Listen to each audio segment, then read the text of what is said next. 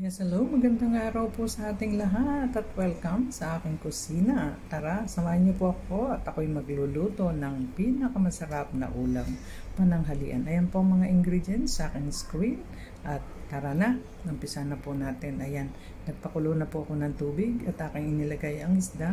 Steam ko po muna lang yan ng mga 15 minutes. Meron na po yung ginger at saka asin. At ngayon naman po, naka 15 minutes na akin nalalagyan ng soy sauce. I-drizzle ko lang po. Huwag pong maraming soy sauce. Ayan, para hindi po maalat ang inyong isda. Ayan na nga po.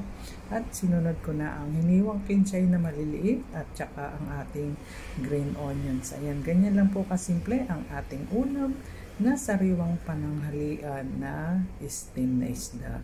Ayan nga po. At ng akin na pong nakubera ng isda ng mga iniwan, maliliit na kinchay at green onions, akin naman pong lalagyan ng cooking oil. Ayan. Lagyan ko po yan ng mga half cup na cooking oil. At ayan ko lamang po yan na ganyan. At saka ko po tatakpan para i-steam po ng mga 1 minute pa. At ayan na nga po, ang ganda ng kulay, berdeng-berde at luto na po ang ating steamed fish with green onions and kinchay. Kaya thank you for watching. Bye-bye.